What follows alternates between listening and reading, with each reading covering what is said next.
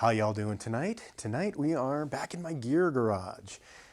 This time of year, once the temperatures start to drop and the snow starts to fall, I tend to get a ton of questions about winter hiking, winter backpacking, winter adventuring in general.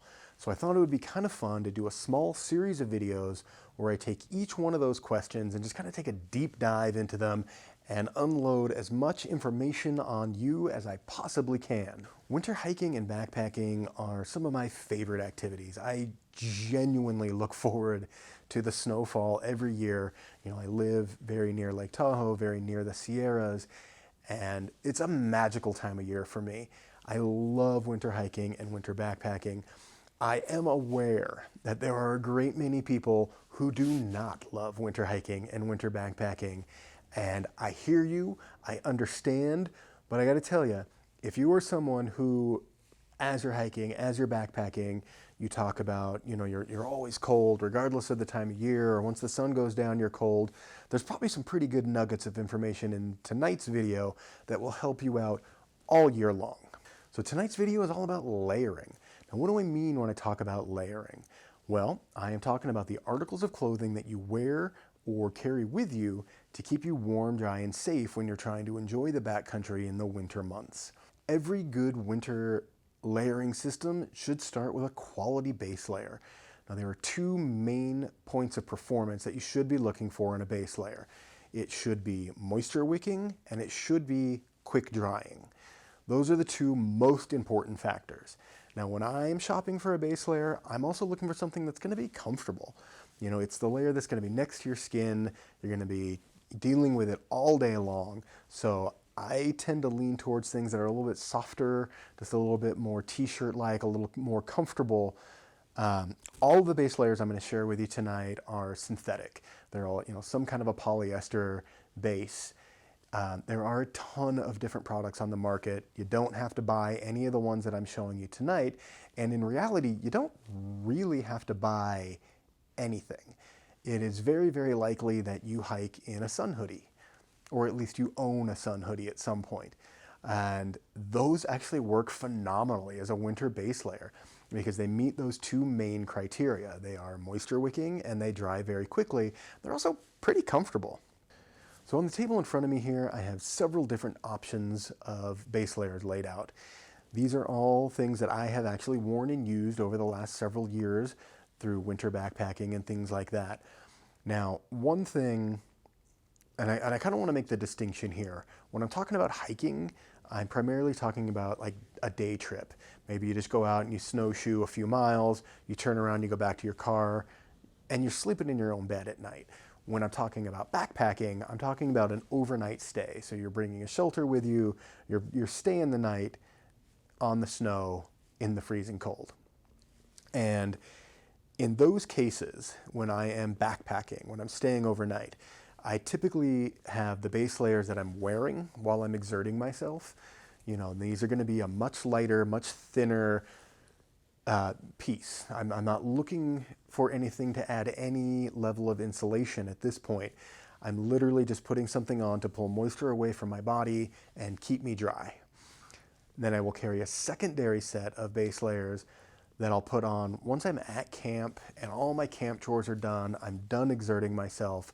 I'll have a heavier weight, thicker base layer that adds another layer of insulation so that when I crawl into my sleep system at night, I have something that I know for sure is completely dry. So next in our layering system is going to be our mid layer.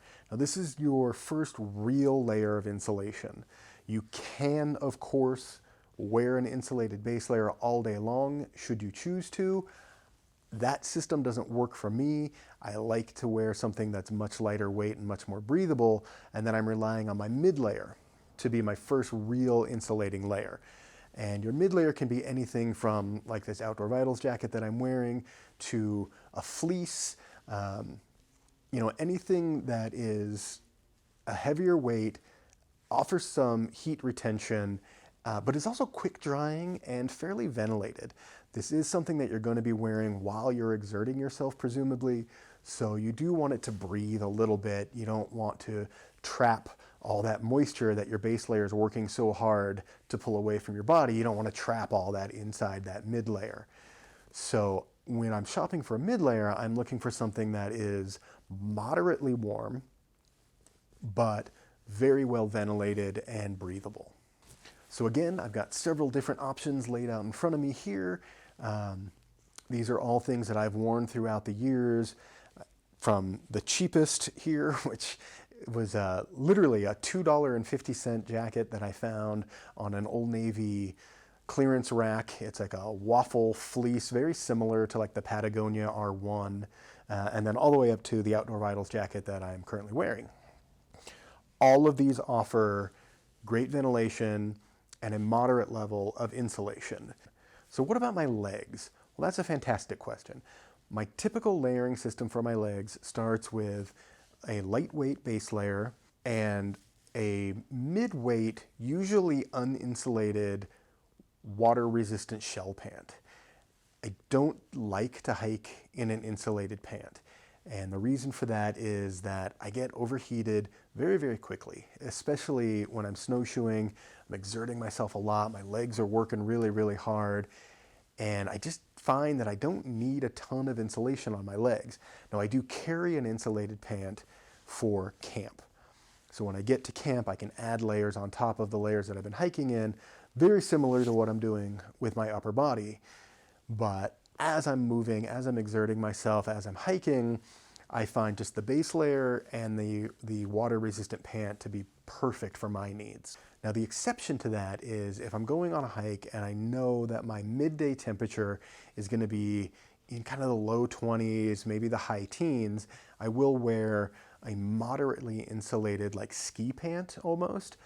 And when I do carry those, it's really important to me, at least, to have some kind of ventilation, because I do want to be able to cool myself off when I'm exerting myself through snowshoeing or what have you. So this all brings us to the outer layer. My go-to for an outer layer is just kind of your standard mid-weight puffy jacket.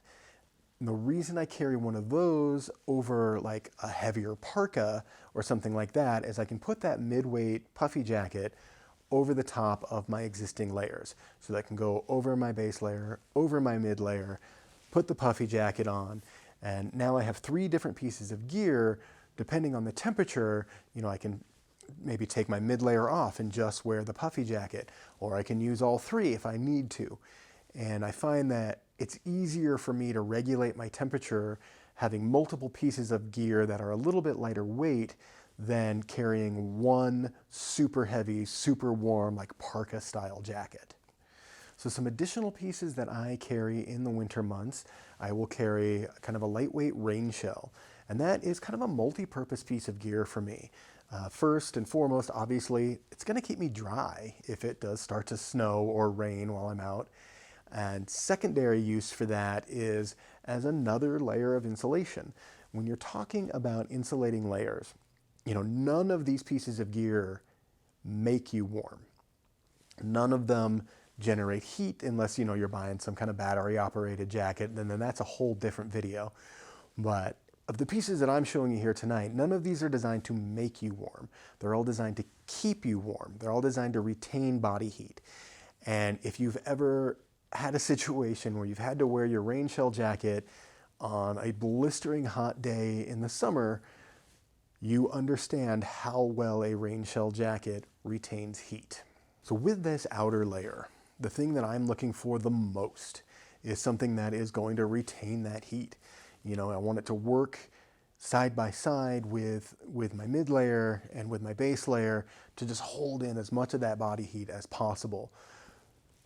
All 3 of those layers together, in my mind and in practice, as I've been out in the backcountry quite a bit in the snow, tend to work as well, if not better, than just a single heavy parka jacket. If you're out in a place and the temperature shifts a little bit, maybe that one big jacket is too much and you sweat through your base layer and now you're wet in these near freezing temperatures, which opens you up to all kinds of trouble. So in my experience, I have found that a system like this, where I carry multiple pieces of gear and just layer them one on top of each other and use them in concert with each other works much, much better. Well, I hope you found some value in this video. If you have any questions, if there's anything I didn't cover in the video, or you have a different take on winter layering, drop it all down in the comments. Let's start a discussion on this, and as always, we will talk again soon.